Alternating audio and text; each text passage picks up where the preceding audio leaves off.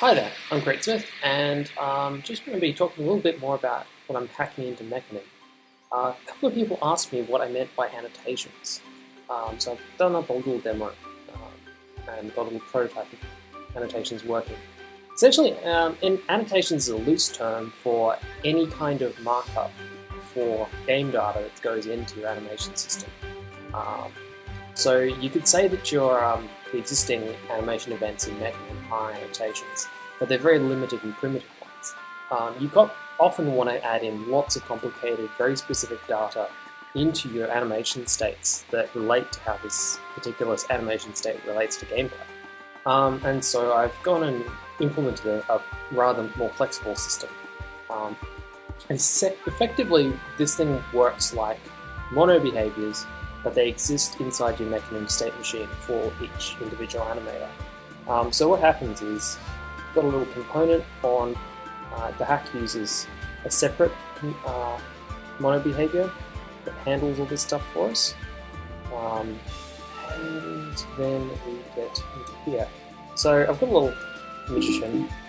I didn't set up, I don't have melee collision set up, so I'm going to use a ranged character for this test.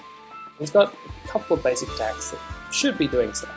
So instead of adding animation events and then having another script that catches them and does the appropriate action, the annotations should specify what's going to happen. So I'm going to add an annotation. I'm going to use the fire projectile annotation, which is its own script. So I'll show you that script. This is it. Here are the parameters. It's an annotation, which is like a mono behavior. It actually derived from a scriptable object, and the system uses them specifically. When we enter the state, we will create this projectile object. We'll see if it has a rigid body, and we'll try to apply velocity to it. Simple stuff. Okay, so just going to give him his first attack, so I'll give him Fireball Small. He runs about speed 5, so let's say speed 7. Okay, so he's got a 3-hit combo, so the second one, let's do this. Oh, the other thing is these work exactly like mono behaviors, so if you don't want that one, you will. But Editor has a lot of bugs in it still.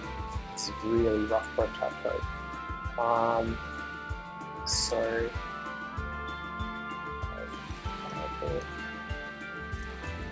small, that's speed 7. I might just stop the game. Several features in the prototype don't work while the game is running.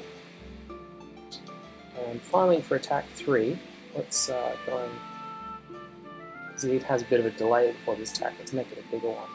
So make it a larger, slower fireball. Fireball, and make it move at speed 6.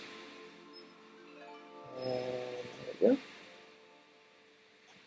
So if I start the game now, when he enters those animation states, it should, yep, there we go.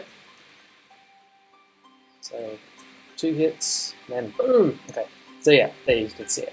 So the prefab data for this is all set up inside the animation tree. All the parameters there. He kind of gets a set of animation mono behaviors that will run only when their particular behavior is, like particular state is active.